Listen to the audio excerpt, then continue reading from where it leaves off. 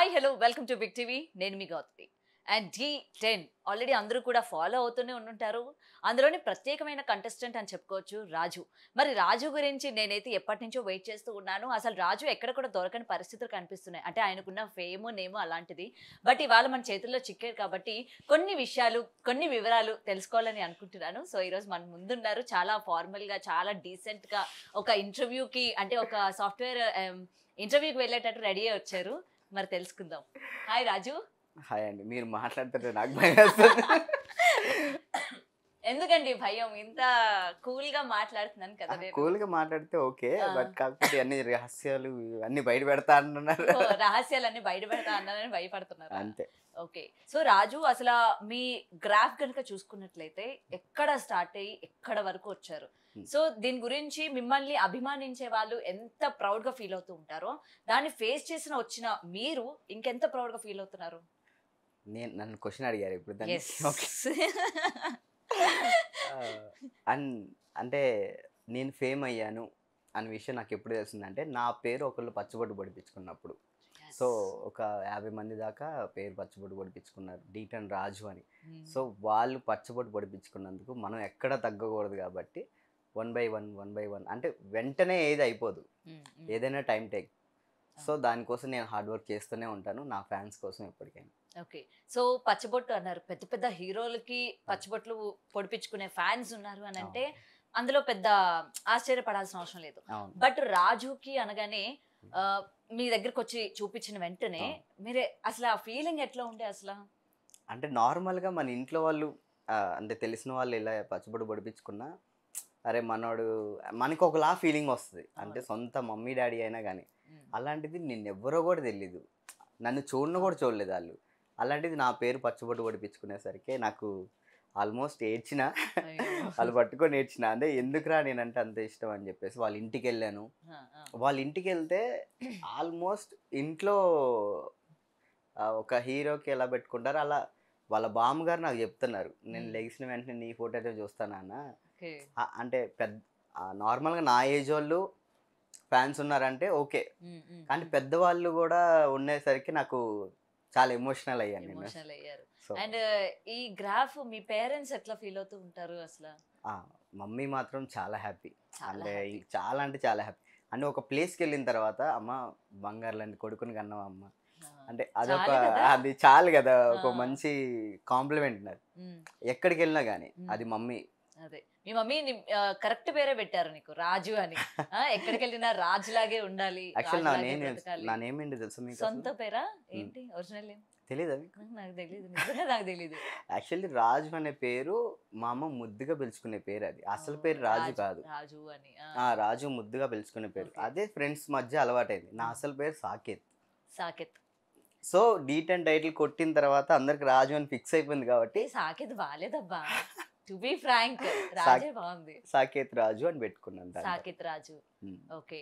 So Raju and ఢీలో ఇప్పుడు మామూలుగా లేదుగా అసలు, ఫుల్ ఇచ్చి పాడేస్తున్నారు డాన్సులతోని, రొమాన్సులతోని, లవ్ ట్రాక్లతోని. ఏంటి? టీవీ షో వర్క్ అండి, అంతే, అంతే మించి. నిజం చెప్పండి. మీకు అబద్ధం చెప్తానా? నాకే అబద్ధం చెప్తారు మీరు. సీరియస్ గానే అది టీవీ షో వర్క్ మాత్రమే. నేను నాకంటూ లవ్ ట్రాక్లు ఇవన్నీ లేవు. రాజుకి లవ్ లేదా? రాజుకి లవ్ లేదా? లేదు, నిజంగా లవ్ లేదా?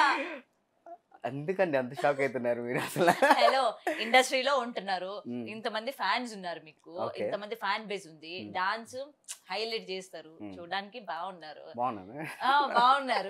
మరి గర్ల్ ఫ్రెండ్ లేదంటే ఎట్లా నమ్మాలి? ఇవన్నీ ఉన్నాయి కాబట్టి లేదండి. వీటన్నిటికీ టైం ఇచ్చి అమ్మాయికి టైం పక్కన పెట్టారా? ఎందుకంటే మా వాళ్ళని ఎక్కడ తగ్గకూడదు.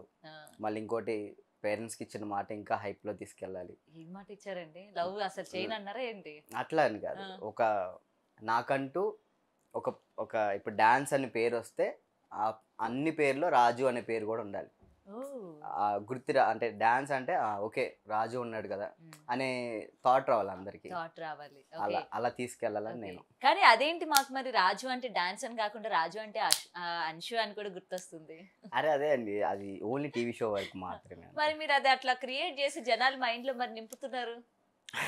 ఎపిసోడ్ ఏం ఎక్కడ తగ్గట్లేదుగా, మించి ఒక ఎపిసోడ్ కి మించి అంతకు మించి అన్నట్టు అట్లా మించుకుంటూ పోతున్నారుగా మరి. అది ఇక తప్పదు, వెళ్తుంది అలా. అంటే డీ షో మీ చేత అట్లా చేపిస్తుందా? అట్లేం లేదు. అంటే మీరే చేస్తున్నారా? కాదు కాదు. మరి షో చేయించక మీరు చేయక మరి ఎవరండి చేపిస్తుంది చెప్పండి మాకు మధ్యలోని. నార్మల్గా తను ఏమని చెప్పింది, మీకు ఎవరికి ఇక్కడ ఎవరి ఇష్టం అని చెప్పేసి అడిగారు. అవును. నాకు రాజు అంటే మీ అదే ఎవరు వచ్చి ప్రపోజ్ చేస్తారంటే రాజు వచ్చి ప్రపోజ్ చేస్తే నాకు ఓకే అని చెప్పింది. ఒక అమ్మాయి అలా అడిగినప్పుడు మనం అలా అంటే బాగోదు కదండి. అంటే ఇప్పుడు నేను అడుగుతాను, నాకు అట్లానే ప్రపోజ్ చేస్తారా? నేను ప్రపోజ్ చేశానా? నేను తనకి చేయలే కదా. అంటే ఇష్టమని చెప్పారు కదా. ఎవరికి? అమ్మాయికి. నాకు నచ్చింది అని చెప్పలే. ఇప్పుడు నార్మల్ గా పద్ధతిగా ఉంటారు, శారీ మంచిగా వేసుకుంటారు, నాకు మీరంటే ఇష్టం అని చెప్పి అలా చెప్తాం, అంతే కదా. అంతే. మీరు అట్లా చెప్పినందుకు మేము లవ్ ట్రాక్ వేసేసుకుంటున్నాం, హార్ట్ వేసేసుకుంటున్నాం, వెనక సాంగ్స్ వేసేసుకుంటున్నాం. అంతే, అంత మించి ఏం లేదా. చూడండి అయ్యా, ఏం లేదా, మనమే ఎక్కువ ఎక్స్పెక్టేషన్స్ పెంచుకుంటున్నాం. అంతేనా? మీ ఫ్యాన్స్ కి నేను చెప్పానండి నా తరపు నుంచి. ఎందుకంటే మిగతా వాళ్ళు లవ్ చేయరు కదండి మనల్ని. వాళ్ళు తప్ప వాళ్ళు చాలా మంది ఫ్యాన్స్ హట్ అవుతున్నారు అమ్మాయిలు. మీకు అమ్మాయిల ఫ్యాన్స్ కూడా ఉంటారుగా మరి. రాజుకి కచ్చి ఫేస్ అంటే ఈ నెల్లి అటు పట్టుకున్నారు అని చెప్పి హట్ అయ్యే వాళ్ళు కూడా చాలా మంది ఉన్నారు. చాలా మంది హట్ అయ్యారు. సో మెసేజ్లు వస్తూ ఉంటాయి ఇన్స్టాలో? వస్తూనే ఉన్నాయి ఎప్పటికీ. చూస్తారా? చూస్తాను, అన్ని చూస్తాను, బట్ రిప్లై ఇవ్వాలంటే కొంచెం భయం. చూడటం అయితే చూస్తారు? చూస్తాను. మీకు ఎవరైనా రాజు నువ్వు ఇట్లా చేస్తుంటే నాకు నచ్చట్లేదు అని చెప్పి ఎవరైనా పెట్టారా? అందరు అదే పెడతారు. అవునా? గర్ల్స్ అయితే అది పెడతారు, బాయ్స్ అయితే అన్న ఎందుకన్నా అమ్మాయి మనం విన్న వాళ్ళన్న టైటిల్ కొట్టాలన్నా అని చెప్పి మనోళ్ళు కొంతమంది. ఇంకా ఎక్కువ ఫ్యాన్స్ ఏంటంటే రాజుగారు మీరు టైటిల్ మీద ఫోకస్ చేయండి, మీరు అందరికి. సో అందుకే మీరేం కంగారు పడకండి, నేను ఓన్లీ డాన్స్ మీద తప్ప వేరే దాని మీద ఏం ఉండను, ఏం కాన్సన్ట్రేషన్ పెట్టడం లేదు. ఓకే. సో ఏదైనా ఏ మాటకి ఆ మాట అనుకోవాలి, కానీ మీ ఇద్దరు పేరు బాగుంది. నిజంగానే ఆన్ స్క్రీన్ చాలా బాగున్నారు ఇద్దరు, బాగా అనిపించింది. అంటే సుధీర్ రష్మిని మర్చిపోయే అంత లెవెల్లో తీసుకోబోతున్నారు అసలు మీ ఇద్దరు, తెలుసా? అంటే ఢీ అంటే మేబీ సీజన్ కి ఒక కపుల్స్ అన్నది రావాలి అన్నది ఆచారంగా వచ్చేస్తుంది. అది ఒక పద్ధతి, ఒక పద్ధతి, ఒక విజన్ చూడండి అన్నట్టు మీరు అది ఫాలో అవుతా ఉన్నారు. అసలు తప్పదు కదండి, తప్పదు, అవ్వాలి. అండ్ మీ డాన్స్ అండి, first of all me dance గురించి చెప్పాలంటే ఏంటి అసలు మీ కాళ్ళల్లో ఏమైనా పెట్టుకొని వస్తారా? స్ప్రింగులు, చక్రాలు అసలు ఎక్కడ కూడా. మేము కొంచెం దూరం నడిచేసరికి కాళ్ళు నొప్పులు అంటాం, అవంటాం ఇవంటాం, కూర్చొని పోతాం. అంతంత స్టెప్లు వేస్తూ ఉంటారు, నెక్స్ట్ మూమెంట్స్ చేస్తూ ఉంటారు. మీకు అసలు కాళ్ళ నొప్పులు అన్నవి రావా? బ్రేక్లు అవ్వడం కానీ ఏం ఉండవు అసలు? అన్నీ అయినాయి, బట్ కాకపోతే ఏంటంటే ఒకటి పెట్టుకున్నానంటే మైండ్లో అది ఖచ్చితంగా నేను రావాలి, లేదంటే నా మైండ్ డిస్టర్బ్ అవుతూ ఉంటుంది. ఒక దాని మీద నేను ఫోకస్ చేశానంటే మిగతా అన్ని పక్కన పెట్టి ముందు అది కంప్లీట్ చేస్తాను. యాక్చువల్లీ ఎక్కువ దూరితే మాత్రం వదలను. ఎన్ని డేస్ లో వచ్చేస్తుంది మీకు సాంగ్ మొత్తం? అంటే ఎన్ని డేస్ ప్రాక్టీస్ చేస్తారు మీరు? నాకు సాంగ్ మీద ఫుల్ ఇంట్రెస్ట్ ఉండి నా మైండ్ బాగుంటే గంటలో అవ్వబడతాను. 1 hour అంతే? 1 hour. ఓకే. ఆ 1 hour లోని జస్ట్ మీరు చూస్తారా లేకపోతే సాంగ్ అంతా చేస్తాను? సాంగ్ కంప్లీట్ చేసేస్తాను. అంటే ఇప్పుడు మనం డీలో పర్ఫార్మెన్స్ ఎలా చేస్తాను అట్లా సాంగ్ కంప్లీట్ చేస్తాం 1 hour లో. అంటే ఆ వైబ్ అలా ఉంటే. సో ఆ వైబ్ కోసం మేము 24 hours ఆ డాన్స్ క్లాస్లోనే ఉంటాం, ఆ ఒక్క వైబ్ కోసం. అంటే మాస్టర్స్ అయినా కానీ ఇప్పుడు యాజ్ ఏ మాస్టర్ కూడా నేను కూడా టైటిల్ కొట్టాను డాన్స్ ఐకాన్లో. సో అప్పుడు నాకు చిట్టి మాస్టర్ది మైండ్ సెట్ అర్థమయ్యేది కాదు. మాస్టర్ ఏంటి లేట్గా వస్తున్నారు ఏంటి అన్న ఒక థాట్లో ఉండేవాడిని. సో తర్వాత అర్థమైంది మాస్టర్ మైండ్ ఎంత పీస్ఫుల్గా ఉంటే కొరియోగ్రాఫింగ్ అంత బాగా వస్తుంది. సో దాని తర్వాత నేను కొరియోగ్రాఫర్ అయిన తర్వాత నాకు అర్థమైంది. ఇప్పుడు చిట్టి మాస్టర్ అప్పుడప్పుడు ఒక 3 years బ్యాక్ అనుకుంటా చిట్టి మాస్టర్ తో ఇంటర్వ్యూ చేశా. అప్పుడు ఆయన కూడా సేమ్ ఇట్లానే చెప్పారు. అంటే ఇలా లేట్ గా వెళ్ళడం వాళ్ళు ఇట్లా అనుకుంటారు కానీ మాకు ఒక విజన్ అనేది ఉంటుంది అని చెప్పి. ఇప్పుడు మీతో మాట్లాడుతుంటే నాకు అది రీకలెక్ట్ అవుతుంది అన్నమాట ఆయనతో మాట్లాడినవి. ఓకే. సో ఇప్పుడు మీరు కంటెస్టెంట్ గా ఎలా అనిపిస్తుంది మొత్తం? అంటే అప్పుడంటే కొంచెం ఏజ్ మొత్తం అంటే ఆ ఫైర్ లో ఉండేవాడిని. ఇప్పుడు కొంచెం అన్ని పార్ట్స్ అన్ని ఇరిగి ఉన్నాయి కదా, కొంచెం పార్ట్స్ అన్ని ఇరిగిపోయి ఉన్నాయి కాబట్టి కొంచెం ఆచి తూచి వెయ్యాలి. అసలే పెళ్లి కావాల్సిన అబ్బాయి కదా. నాకు ఎందుకు లేదు ఇప్పుడు పెళ్లి జోలు ఎందుకండి? వద్దా పెళ్లి?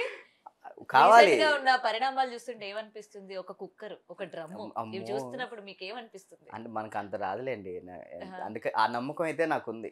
నాకు ఓకే, వచ్చే మీరు అమ్మాయి ఎందులోకి దూరరని అర్థమైంది అంతే. And okay. ఇంకొకటి ఏంటంటే మనకి వచ్చే అమ్మాయి ఖచ్చితంగా నేను సెలెక్ట్ చేసుకునే అమ్మాయి మాత్రం చూడండి చాలా మరి లవ్ ట్రాక్ల వల్ల మిమ్మల్ని ఏదైనా ఆల్రెడీ కొని పెట్టుకొని ఇంట్లో పెట్టుకుంటే మీకే ప్రాబ్లం మరి. ఈ అదే లవ్ ట్రాక్లు ఇవి ఈ నడుపుతా లవ్ ఉంటే ట్రాక్ అదేమో ఉండటం లవ్ వల్లే ఎవరు పెట్టుకొని మనల్ని లవ్ చేయట్లేదు. రాజు అంటే రాజు ఏముంది లవర్ బాయ్ రొమాంటిక్ బాయ్ అని చెప్పేసి ఇందాక కూడా మీరు కూడా అవును, అన్నారు. మీరు సిక్స్ ప్యాక్లు చూపించుకొని వాళ్ళ కింద చేసుకొని అట్లా హాట్ పర్ఫార్మెన్స్ చేస్తారు అంటే ఎవరైనా అదే అనుకుంటారు మరి. ఆ? ఎవరు అనుకోవడంలో తప్పు ఎవరు పడట్లేదండి మీరు ఎలా అంటే.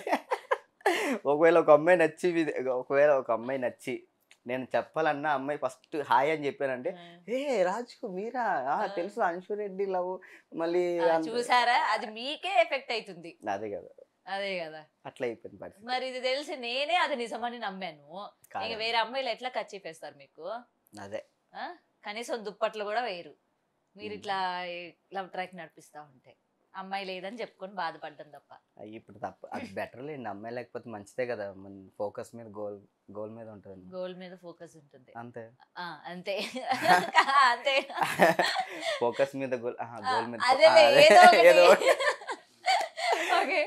అండ్ ఫైనల్లీ అంటే ఇప్పుడు డీ ప్రోగ్రామ్ అనేసరికి ఇంతకు ముందు అందరికి చాలా ఎక్స్పెక్టేషన్స్ ఉండేవి. అరే ఈ డాన్స్ అంటే ఇలా చేయాలి, ఇది డాన్స్ అని. రాను రాను చూస్తూ ఉంటే ఈడ డాన్స్ ఏడుందిరా, అసలు డాన్స్ ఎక్కడుంది? మొత్తం ఎగురుతున్నారు, దుంకుతున్నారు, పాటకి సంబంధం లేకుండా చేస్తున్నారు. అండ్ మీ మీద వచ్చిన ట్రోల్స్ మీరు కూడా చూసే ఉంటారు, చాలా ట్రోల్స్. డాన్స్ అంటే ఇదిరా డాన్స్ అంటే, నువ్వు చేసేది కాదు అన్నట్టు కొంతమంది ట్రోలింగ్ కూడా చేస్తూ ఉంటారు. ఏం చెప్తారు దాన్ని? అట్లని కాదు, ఇప్పుడు జనరేషన్ మారుతున్న కొద్దీ స్టైల్స్ అనేది మారుతూ ఉండాలి. ఇప్పుడు ఏది నేను కృష్ణలాగా డాన్స్ చేస్తానంటే లేదు అలాగే విన్ అవుతానా, లైక్ చెప్తున్నాను ఒక హీరో మెటీరియల్ లాగా చెప్తున్నాను. ఒక జనరేషన్ మారుతున్నప్పుడు స్టైల్స్ కూడా మారుతూ ఉంటాయి. అంటే ఇయర్ బై న్యూ స్టైల్స్ వస్తూ ఉంటాయి. దాని తగ్గట్టు మనం వెళ్తాం. సో అంతేగాని లేదు మాకు అదే కావాలి మేము అదే చేస్తాం అని అంటే మనం ఓడిపోతాం.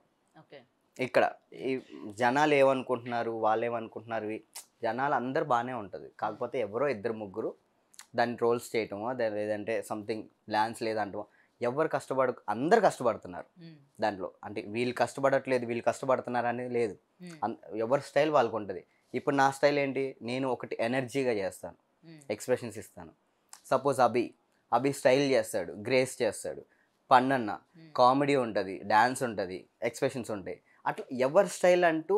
ఇప్పుడు నేను కామెడీ చేస్తే ఇంకోలా ఉంటుంది, పన్నన్న ఎనర్జీ చేస్తే ఇంకోలా ఉంటుంది, అభి కామెడీ చేస్తే ఇంకోలా ఉంటుంది. అంటే ఒక్కొక్కరి స్టైల్ ఒక్కొక్కటిది, దాన్ని మనం జడ్జ్ చేయకూడదు.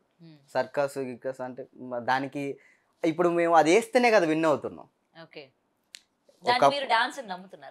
ఏది అట్లా చాలా హెవీగా స్టెప్లు వేసేసి ఇప్పుడు అదే పర్ఫార్మెన్స్ ఫ్లిప్స్ అవి అవన్నీ చేస్తూ మనకి అదే పర్ఫార్మెన్స్ మనకి దీంట్లో కూడా వస్తాయి. ఇది ముంబై షోస్లో. సో వాళ్ళు వేసేదానికి మనం వేసేదానికి సిమిలర్గా ఉంటుంది కొంచెం. ఈ పడే దాంట్లో మీరు అన్న దాంట్లో పడే దాంట్లో వాళ్ళు సిమిలర్గా ఉంటాయి. కానీ వాళ్ళ దాంట్లో ఏంటంటారు, వాళ్ళది డ్యాన్స్ అంటారు. మంది మనం బ్లాక్ చేస్తాం, బ్లాక్ చేసి ఎక్కడో మధ్యలో ఒకసారి వేస్తాం. అట్లా బ్లాక్ డాన్స్ వేసి పడతాం, డాన్స్ వేసి మళ్ళీ పడతాం. అంటే పడటం అంటే అదేదో కావాలని పడవు, ఆ ఫీల్ని గ్యాదర్ చేసుకోను. ఇప్పుడు జనని అనే ఆ ఫీల్ ఉంది, జనని అని అంటే ఒకలా ఉంటుంది.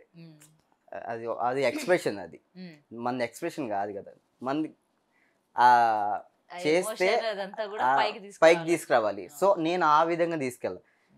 కొంతమందికి ఏంట్రా ఈడు అని, కొంతమంది ఏంట్రా ఈడు మనిషేనా ఇలా చేస్తున్నాడు.